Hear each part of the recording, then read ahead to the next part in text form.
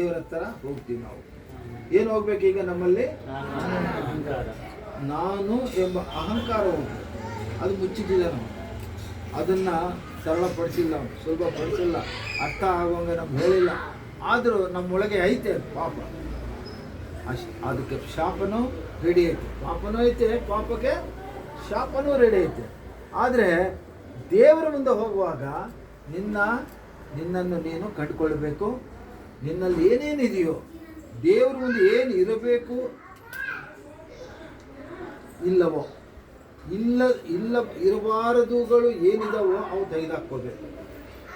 ಏನಿರಬೇಕು ಅವು ವಾಕ್ಯಗಳು ನಾವು ಕೇಳಕ್ಕೆ ಬಂದಾಗ, ಪ್ರಾರ್ಥನೆಗಳಿಗೆ ಬಂದಾಗ ನಮಗೇನು ಬೇಕು, ವಾಕ್ಯ ಏನು ಹೇಳ್ತದೋ ಅವನ್ನು ನಾವು ಅಳವಡಿಸ್ಕೊಂಡು ಒಳಗಡೆ ಅದನ್ನು ಜಾಗ್ರತೆ ಪಡಿಸ್ಕೊಳ್ಬೇಕು. ಅಲ್ಲೆಲ್ಲೂಯಾ. ಮಕ್ಕಳಿಗೆ ಮೊನ್ನೆ ಏನು ಹೇಳಿದ್ನಿ, ಏನು ಮಾಡಿದ್ರು ಕೂಡ ಪ್ರಾರ್ಥನೆ ಮಾಡಬೇಕು. ನಮ್ಮ ಮಕ್ಕಳಿಗೆ ಏನು ಬೇಕಾದ್ರೂ ಕೂಡ ಮೊದಲನೇದಾಗಿ ನನ್ನ ಕೇಳಬೇಡ್ರಿ, ಏಸಪ್ಪನ ಕೇಳ್ರಿ. ಮೊಣಕಾಲು ಉರ್ಬೇಕು, ಪ್ರಾರ್ಥಿಸ್ಬೇಕು. ಪ್ರಿಯ ಮಕ್ಕಳು, ಚಿಕ್ಕ ಮಕ್ಕಳೇ, ಎಲ್ಲಿ ಕೇಳ್ತದೆ? ಏನಾದರೂ ಬೇಕಾದರೆ ಫಸ್ಟ್ ಯಾರನ್ನ ಕೇಳಬೇಕು? ಏಸಪ್ಪನ ಕೇಳಬೇಕು. ಪ್ರಿಯ ಮಗಳು, ಏನು ಹೆಸರು ನಿಂದು? ರಕ್ಷಿತಾ. ಗಟ್ಟಿಗಳಮ್ಮ. ರಕ್ಷಿತಾ. ಸಿಂಧು. ನೀವು ಏಸಪ್ಪನಿಗೆ ಹೇಳ್ಬೇಕು. ಫಸ್ಟ್ ನಿಮ್ಗೆ ಏನು ಬೇಕಾದರೆ ಯಾರನ್ನ ಕೇಳಬೇಕು?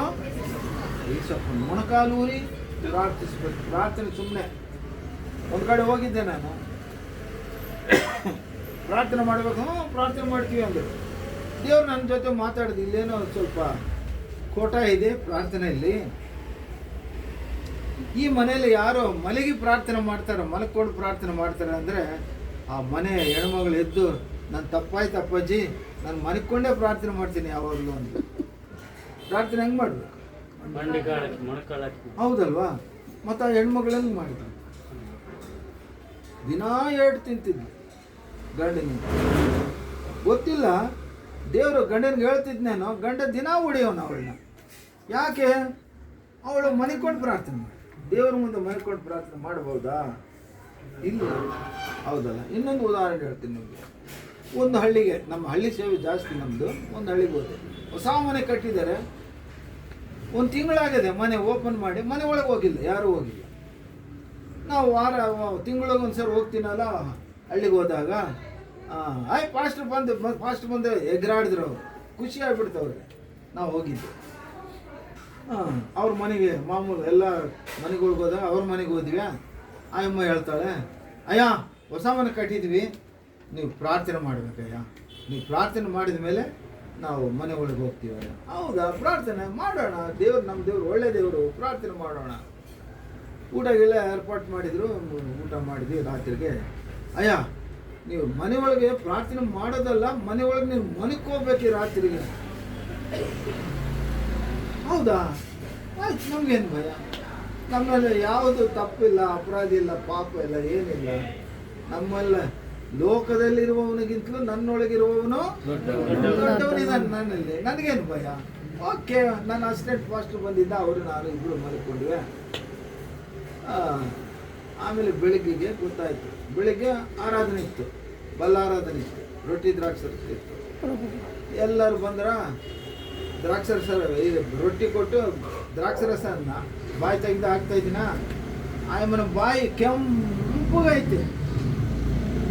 ಆಯಮ್ಮ ಬಾಯಿ ಹೆಂಗೈತೆ? ಹೆಂಗಿರ್ಬೇಕು? ಬೆಳ್ಳಗಿರ್ಬೇಕಲ್ಲ. ಬಾಯಿ ಹಾಕಿ ಕೆಂಪಗೆ ಅಂದರೆ 24 ಗಂಟೆ ಎಲ್ಲಡಿಕೆ, ಕಡ್ಡಿ ಪುಡಿ, ನಸಿ ಪುಡಿ ಎಲ್ಲ ತಿಕ್ತಾಳೆ. ಅಸಲಿ ವಿಷಯ ಏನಂದರೆ, ಅವೆಲ್ಲ ಇರೋದಕ್ಕೆ ಮನೆಯಲ್ಲಿ ದೆವ್ವ ಬಂದು ಕುಂತದೆ. ಇವ್ರು ಹೋಗ್ಯಾರ, ಮಲಗಲಿಕ್ಕೆ ಹೋಗ್ಯಾರ, ಒದ್ದು ಓಡಿಸೈತಿ, ಓಡಿ ಬಂದಾರ ಎಲ್ಲರೂ ಹೊರಗಡೆ. ಅವ್ರು ಹೆಂಗನ ಮಾಡಿ ಪಾಸ್ಟ್ ನಮ್ಮಲ್ಲ ಅಂದರೆ ಸೈತಾನ್ ನಮ್ಮನ್ನ ತಿಳ್ಕೊಬೇಕಾ? ಏನಿದು ಪ್ರಾರ್ಥನೆ? ನೀನು ಮಾಡಿ ನೀನು ಮಲ್ಕೋಬೇಕಾ? ಏನು ಹೇಳ್ದಂಗೆ ನಮ್ಮನ್ನು ಪ್ರಾರ್ಥನೆ ಮಾಡಿ ನೀವು ಮಲ್ಕೊಂಡು ನಮ್ಮ ಮಲಗಿಸ್ಯಾರ. ಏನಾದರೂ ಆದರೆ ಇವ್ರಿಗಾಗಲಿ, ಇವ್ರಿಗಾದ್ಮೇಲೆ ನಾವು ಹೋಗೋಣ ಮನೆಯಲ್ಲಿ ಅಂತ ಅವ್ರದ್ದು. ನಮಗೇನೂ ಆಗಿಲ್ಲ. ಹೇಳ್ದ ಮಗಳೇ, ಯಾವಾಗೂ ಪರಿಶುದ್ಧವಾಗಿರಬೇಕು, ನಂಬಿಕೆಯಿಂದ ಇರಬೇಕು, ಪ್ರಾರ್ಥನೆ ಮಾಡ್ತಾ ಇರಬೇಕು, ದೇವರನ್ನು ಕೇಳ್ತಾನೆ ಇರಬೇಕು. ಪ್ರಾರ್ಥನೆ ಪರರಾಗಿ ಅಲ್ಲ, ಪ್ರಾರ್ಥನೆ ವೀರರಾಗಿರಬೇಕು. ಅಲ್ಲೆಲ್ಲೂಯ. ಪ್ರಾರ್ಥನೆ ಮಾಡಿದ್ರೆ ಅದು ಫಲಿತಾಂಶ ಸಿಗಬೇಕು, ಜಯ ಸಿಗಬೇಕು. ಹಾಗಿದ್ರೆ ದೇವ್ರ ನಿನ್ನ ಜೊತೆಯಲ್ಲಿ ಇರ್ತಾನೆ, ದೇವ್ರ ನಿನ್ನ ಮನೆಯಲ್ಲಿ ಇರ್ತಾನೆ, ದೇವ್ರ ನಿನ್ನ ಹೃದಯದಲ್ಲಿ ಇರ್ತಾನೆ, ದೇವ್ರ ನಿನ್ನ ಬಾಳಲ್ಲಿ ಇರ್ತಾನೆ. ನಿನಗೆಲ್ಲವನ್ನು ಒಳ್ಳೆಯದನ್ನೇ ಮಾಡುವ ದೇವರಾಗಿರ್ತಾನೆ. ಅದ ಬಿಟ್ಟು ನಾನು ಎಲೆ ಅಡಿಕೆ ಹಾಕ್ಕೊಡೀನಿ, ಕಡ್ಡಿ ಪುಡಿ ತಿಂದಿದ್ದೀನಿ, ನಸಿ ಪುಡಿ ತಿಕ್ಕಿದ್ದೀನಿ, ಮಾಡಬಾರ್ದು ಮಾಡಿದ್ದೀನಿ. ಬಾಯಿ ತೆಗೆದ್ರೆ ಕೆಟ್ಟ ಮಾತು ಮಾತಾಡ್ತಾರೆ ಕೆಲವರು ಹೆಣ್ಣು ಮಕ್ಕಳು. ಎಂಥ ಮಾತು ಮಾತಾಡ್ತಾರೆ? ಕೆಟ್ಟ ಮಾತು ಮಾತಾಡುವ ಹೆಣ್ಣು ಮಕ್ಕಳೇ ಹುಷಾರಾಗಿರ್ರಿ. ನಾನು ಬೇರೆ ಯಾರಿಗೆ ಹೇಳ್ತಿಲ್ಲಪ್ಪ, ಅಮ್ಮಗೆ ಹೇಳ್ತಾ ಇದ್ದೀನಿ. ಕೆಟ್ಟ ಮಾತು ಮಾತಾಡುವ ಹೆಣ್ಣು ಮಗಳೇ ಜಾಗ್ರತೆ ಆಗಿರು. ಯಾಕಂದ್ರೆ ಬೇರೆಯವ್ರಿಗೆ ಹೇಳಿದ್ರೆ ನಾನೇ ಅಲ್ಲಿ ಮಾತಾಡೋದು ಕಂಠ ತಗಾದೆಗಳು ಯಾಕೆ ನಮಗೆ? ಏನಿದ್ರೆ ಇವ್ರನ್ನೇ ಬಲಿಪಶು ನಡಿ ಅಂದರೆ ಅಮ್ಮ ಅಂತ ಅಲ್ಲ. ಏನು ಹೇಳ್ತಾನಂತೆ, ಹೆಣ್ಣು ಮಕ್ಕಳು ಹೇಗಿರ್ಬೇಕು, ಬಾಯಿ ತೆಗೆದರೆ ಆಶೀರ್ವಾದ ಮಾತುಗಳು ಬರಬೇಕು. ಅಲ್ಲೆಲ್ಲೂಯ. ಶಾಂತಿ ಸಮಾಧಾನ ಮಾತುಗಳು ಬರಬೇಕು. ಶಾಂತಿ ಸಮಾಧಾನ ಮಾತುಗಳು, ಸಂತೋಷ ಮಾತುಗಳೇ ಬರಬೇಕು. ದೇವರನ್ನ ಮೆಚ್ಚುಗೆ ಪಡಿಸುವ ಮಾತುಗಳೇ ಬರಬೇಕು, ಕೊಂಡಾಡುವ ಮಾತುಗಳೇ ಬರಬೇಕು. ಅದು ವಾಕ್ಯ ಹೇಳೋದು ನಡಿಯಿಂದಾಗಲಿ ನುಡಿಯಿಂದಾಗಲಿ ದೇವರನ್ನು ಮಹಿಮೆ ಪಡಿಸುವ ಮಾತುಗಳೇ ಬರಬೇಕು. ಚರ್ಚ್ಗೇನು ಬರ್ತಾರೆ, ಚರ್ಚ್ ಬಿಟ್ಟು ಹೊರಗೆ ಹೋದ್ಮೇಲೆ ಮತ್ತೆ ಯಾವ ಆಟ ಅಂದರೆ ಅದೇ ಆಟ, ಅದೇ ರಾಗ, ಅದೇ ಹಾಡು. ಏನು ಕೆಟ್ಟ ಭಾಷೆ, ಕೆಟ್ಟ ಮಾತು ಹಂಗೆಲ್ಲ ಇರಬಾರ್ದು. ದೇವರು ಇವತ್ತಿನ ದಿನ ಹೇಳ್ತಾ ಇದ್ದಾನೆ, ನಮ್ಮ ದೇವರು ಸರ್ವಶಕ್ತನಾದ ದೇವರು. ಆತನ ಮುಂದೆ ನಾವು ಹೋಗಬೇಕಾದ್ರೆ ನಮ್ಮಲ್ಲಿ ಅಹಂಕಾರ ಇರಬಾರ್ದು. ನಮ್ಮಲ್ಲಿ ಅಹಂಕಾರ ಇರಬಾರ್ದು. ಮಕ್ಕಳಾದ್ರೇನು, ಯೌವನಸ್ಥರಾದ್ರೇನು, ಮುದುಕರಾದ್ರೇನು, ದೊಡ್ಡವರಾದ್ರೇನು, ಯಾರಾದ್ರೂ, ದೇವಜನರಾದ್ರೇನು, ನಾನಾಗಲಿ ಯಾರೇ ಆಗಲಿ, ದೇವರ ಮುಂದೆ ಬರಬೇಕಾದ್ರೆ ನಾವು ದೀನರಾಗಿ ಬರಬೇಕು, ದೀನತ್ವದಿಂದ ಬರಬೇಕು. ಏನು ಇಲ್ಲ ಈ ಲೋಕದಲ್ಲಿ ನಮಗೇನು ಇಲ್ಲ. ನಮಗೆ ದಿಕ್ಕು ದೇವರೇ, ನಮಗೆ ದಿಕ್ಕು ಏಸಪ್ಪನೇ ನಮ್ಮನ್ನು ಕಾಯುವಾತ, ನಾವು ಕಾಪಾಡುವ. ಮುಂದೆ ಒಂದು ಮಾತೈತೆ, ಅದಕ್ಕೆ ಈ ವಾಕ್ಯ ನಾನು ಹೇಳ್ಕೊಂಡು ಬಂದಿದ್ದು ಓದಬೇಕು. 23, 24, 25 ಲೂಕ 9ನೇ ಅಧ್ಯಾಯ. ಲೂಕ 9 ಅವಾಗ ಓದಿದ್ದೆ. ಅದು 25 ಅವಾಗ ಓದಿದ್ದು. 26 ಓದಿದ್ರು. 23ರಿಂದ ಓದಿದ್ದು. 23. ಇದಲ್ಲದೆ ಆತನು ಎಲ್ಲರಿಗೂ ಹೇಳಿದ್ದೇನೆಂದರೆ, ಯಾವನಿಗಾದ್ರೂ ನನ್ನ ಹಿಂದೆ ಬರುವುದಕ್ಕೆ ಮನಸ್ಸಿದ್ದರೆ ಅವನು ತನ್ನನ್ನು ನಿರಾಕರಿಸಿ ತನ್ನ ಶಿಲುಬೆಯನ್ನು ದಿನಾಲು ಹೊತ್ತುಕೊಂಡು ನನ್ನ ಹಿಂದೆ ಬರಲಿ. ತನ್ನ ಪ್ರಾಣವನ್ನು ಉಳಿಸಿಕೊಳ್ಳಬೇಕೆಂದಿರುವವನು ಅದನ್ನು ಕಳಕೊಳ್ಳುವನು, ಆದರೆ ನನ್ನ ನಿಮಿತ್ತವಾಗಿ ತನ್ನ ಪ್ರಾಣವನ್ನು ಕಳಕೊಂಡವನು ಅದನ್ನು ಉಳಿಸಿಕೊಳ್ಳುವನು. ಒಬ್ಬ ಮನುಷ್ಯನು ಲೋಕವನ್ನೆಲ್ಲ ಸಂಪಾದಿಸಿಕೊಂಡರೂ ತನ್ನನ್ನೇ ಕೆಡಿಸಿಕೊಂಡರೆ ಅಥವಾ ನಷ್ಟಪಡಿಸಿಕೊಂಡರೆ ಅವನಿಗೆ ಪ್ರಯೋಜನವೇನು? ಏನು ನೋಡಿದ್ರ ವಾಕ್ಯ ಎಷ್ಟು ಚೆನ್ನಾಗಿದೆ ಹಿರಿಯ ಮಕ್ಕಳೇ. ದೇವರು ಇವತ್ತಿನ ದಿನ ಹೇಳ್ತಾ ಇದ್ದಾನೆ, ನಾವು ದೇವರು ಹೇಳಿದ ಮಾತುಗಳು, ಏಸಪ್ಪ ಮಾತಾಡಿದ ಮಾತುಗಳು. ಅಲ್ಲಿ ಮೊದಲನೇದನ್ನ ನಾವು ಅವಾಗ ಏನು ಮಾಡಿದ್ವಿ, ಭೂತಕಾಲ, ವರ್ತಮಾನ ಕಾಲ, ಭವಿಷ್ಯತ್ ಕಾಲಗಳಲ್ಲಿ ಆತನೇ ಅಂದರೆ ನಡೆದ ಜೀವನ, ನಡೆಯುತ್ತಿರುವಂಥ ಜೀವನ, ಮುಂದೆ ನಡೆಯುವ ಭವಿಷ್ಯತ್ ಜೀವನ ಆತನ ಗೊತ್ತು. ಎಲ್ಲ ಬಲ್ಲವನು, ಎಲ್ಲ ಬಲ್ಲ ಇರ್ತಾನೆ. ಆ ದೇವರು ನಿಜವಾದ ದೇವರು. ಮತ್ತು ದೇವರ ವಾಕ್ಯ ಇವಾಗ ಏನು ಹೇಳ್ತದಂದರೆ, ಏಸಪ್ಪ ಮಾತಾಡಿದ ಮಾತುಗಳು ಪ್ರತ್ಯಕ್ಷವಾಗಿ ಅದನ್ನು ಹೇಳ್ತಾನೆ. ಯಾವನಾಗಲಿ ಯಾರೇ ಆಗಲಿ ಲೋಕದಲ್ಲಿ ಅವರು ತಮ್ಮನ್ನು ತಾವು ರಕ್ಷಿಸಲ್ಪಡಬೇಕು ಅಂದರೆ, ಕಾಪಾಡಿಕೊಳ್ಬೇಕು ಅಂದರೆ ಅವ್ರು ಏನು ಮಾಡಬೇಕಂದ್ರೆ ಏಸಪ್ಪನನ್ನು ಹಿಂಬಾಲಿಸಬೇಕು. ಏಸಪ್ಪನನ್ನು ಹಿಂಬಾಲಿಸಬೇಕು. ದೇವರ ವಾಕ್ಯ ಇದು ಥಿಯಾಲಜಿ ಐತೆ. ಇದು ಈ ವಾಕ್ಯ ಒಂದು ದಿನ ಮಾತಾಡ್ಬೋದು, ಆದರೆ ಈ ಸಮಯಕ್ಕೆ ಸರಿಯಾಗಿ ದೇವರ ವಾಕ್ಯ ಎವಡೈನ ಆತನು ಹಿಂಬಾಲಿಸಬೇಕಾದರೆ ಅವನೇನು ಮಾಡ್ಬೇಕಂತೆ, ತನ್ನ ಶಿಲುಬೆಯನ್ನು ಹೊತ್ತುಕೊಂಡು ತನ್ನನ್ನು ತಾನು ಎಲ್ಲವನ್ನು ನಿರಾಕರಿಸಿಕೊಳ್ಳಬೇಕು. ನಾವು ನಮ್ಮ ಬಗ್ಗೆ ಯೋಚನೆ ಮಾಡ್ತೀವಿ, ನಮ್ಮ ಆಸ್ತಿ ಬಗ್ಗೆ ಯೋಚನೆ ಮಾಡ್ತೀವಿ, ನಮ್ಮ ಪ್ರಯೋಜನಗಳ ಬಗ್ಗೆ ಯೋಚನೆ ಮಾಡ್ತೀವಿ, ನಮ್ಮ ಲಾಭಗಳ ಬಗ್ಗೆ ಯೋಚನೆ ಮಾಡ್ತೀವಿ. ಆದರೆ ನಮ್ಮ ಪ್ರಾಣವನ್ನು ನಾವು ಕಾಪಾಡಿಕೊಳ್ಳಬೇಕು ಅನ್ನೋ ಮಾತೇ ಇಲ್ಲ ನಮ್ಮ ಹತ್ರ. ಆ ಆಲೋಚನೆನೇ ಇಲ್ಲ, ಆ ಆಲೋಚನೆನೇ ಇಲ್ಲ.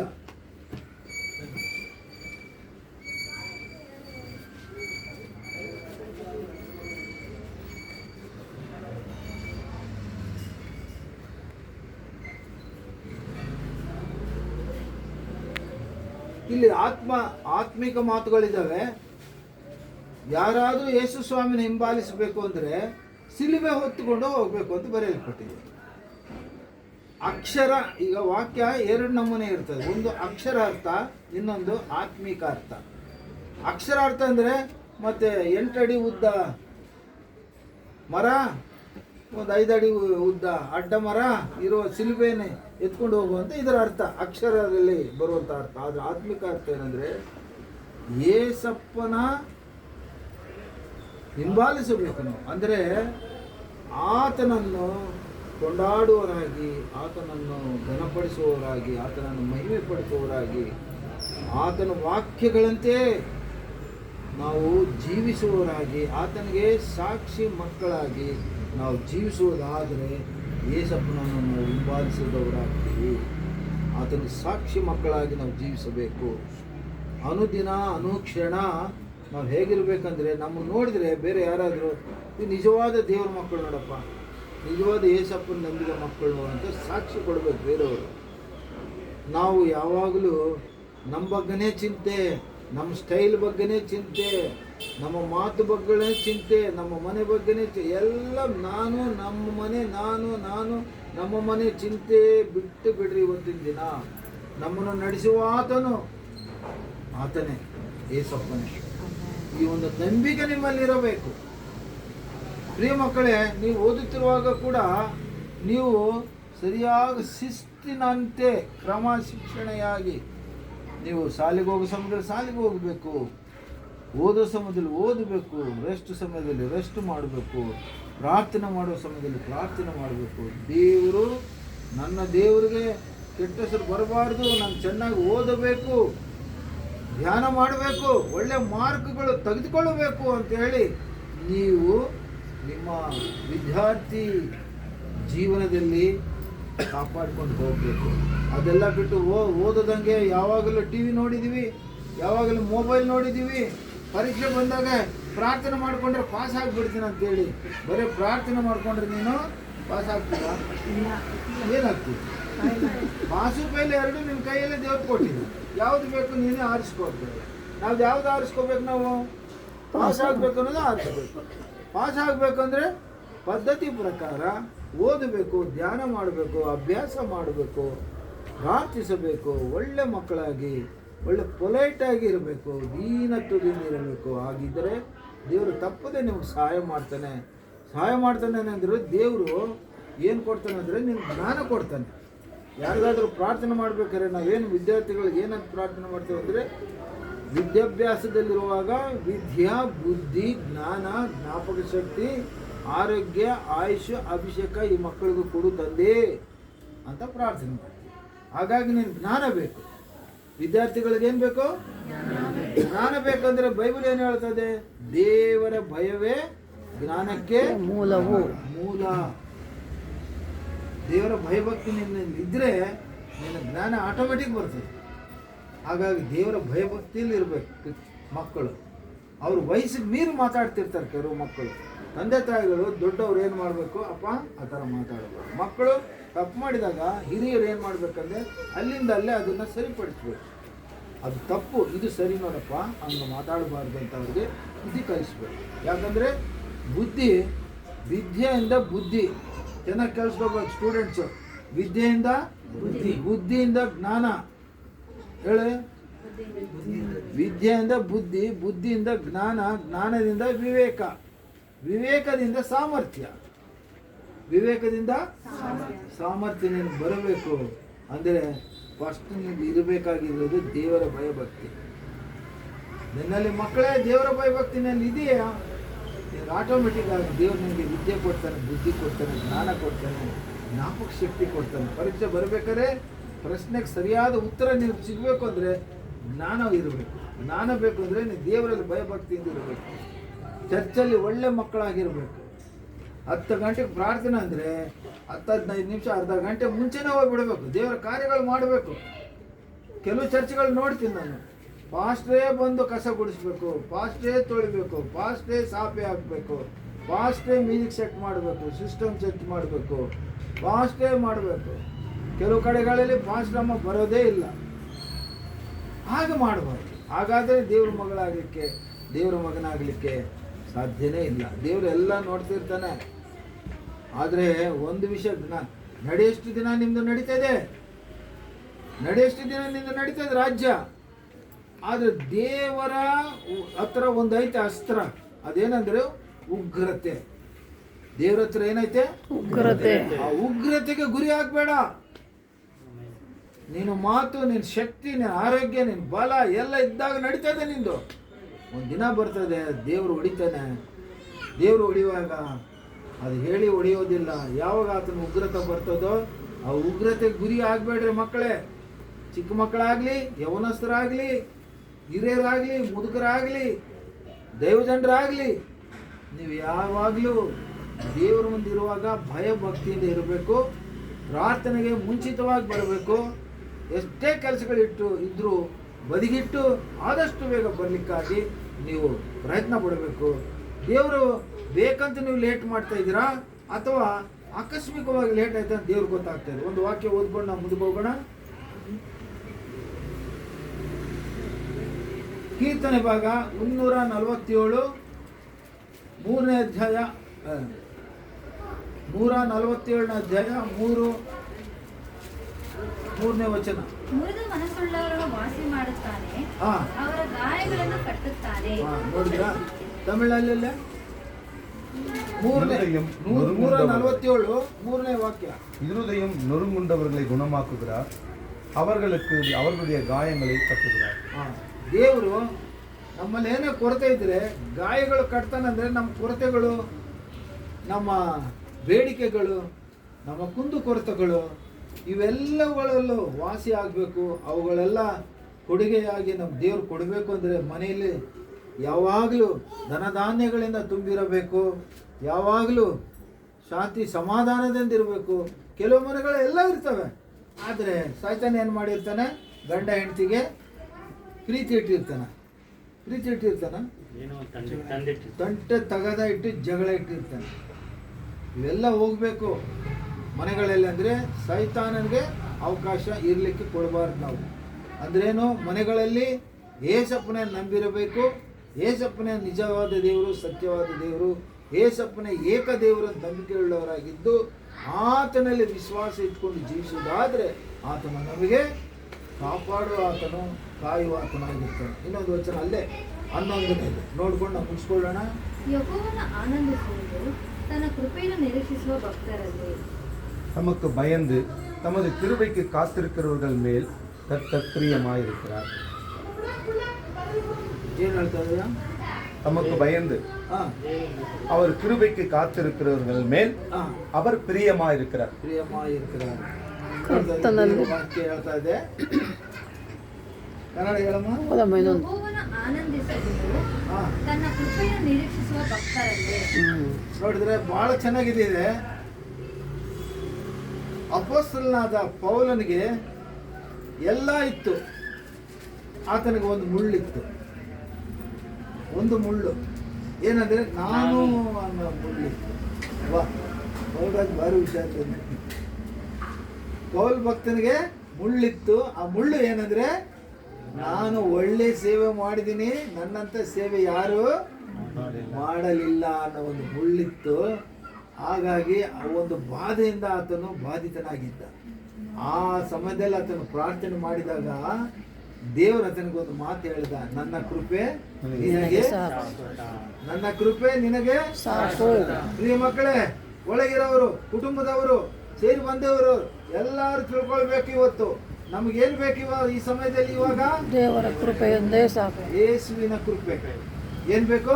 ಯೇಸಪ್ಪನ ಕೃಪೆಯೊಂದೇ ನನ್ನ ಸಾಕು. ಕೃಪೆ ನಿನಗೆ ಸಾಕು ಅಂತ ಇದ್ದಾನೆ ದೇವರು. ಆತನ ಕೃಪೆ ನನ್ನ ತಿಂತೀಯಾ? ಆತನ ಕೃಪೆ ಇರುವುದಾದ್ರೆ ಲೋಕದಲ್ಲಿರುವವೆಲ್ಲ ಎರಡನೇ ಸ್ಥಾನಕ್ಕೆ ಇಟ್ಟರೆ ಅವೆಲ್ಲ ನಮ್ಮ ಹಿಂದೆ ಬರ್ತದೆ. ಸುಖ, ಭೋಗಗಳು, ಆನಂದ, ಎಲ್ಲ ಎಂಜಾಯ್ಮೆಂಟ್, ಲಕ್ಸುರಿ ಲೈಫ್ ಎಲ್ಲನೂ ಅದರಿಂದ ಹೋಗ್ಬೇಡ್ರಿ. ಲಕ್ಸುರಿ ಲೈಫ್ ಹೋದ್ರೆ ಪಾಪದಲ್ಲಿ ಬಿದ್ದು ಬಿಡ್ತೀರಿ. ಏಸಪ್ಪನ ಹಿಂದೆ ಹೋದ್ರೆ ಲಕ್ಸುರಿ ಲೈಫ್ ನಮ್ಮಿಂದೆ ಬರ್ತದೆ. ಆ ವಾಕ್ಯ ಏನ್ ಹೇಳ್ತಿದ್ದ? ಕೃಪೆಗಾಗಿ ಯಾರು ನಿರೀಕ್ಷಿಸಿಕೊಂಡಿರ್ತಾರೋ ಅವರಲ್ಲಿ ಅವರ ಮೇಲೆ ದೇವರ ಪ್ರೀತಿ ಇಳಿದು ಬರ್ತದೆ. ಅಲ್ಲೆಲುಯ್ಯ. ಯಾರ ಮೇಲೆ ಪ್ರೀತಿ ಇಳಿದು ಬರ್ತದೆ?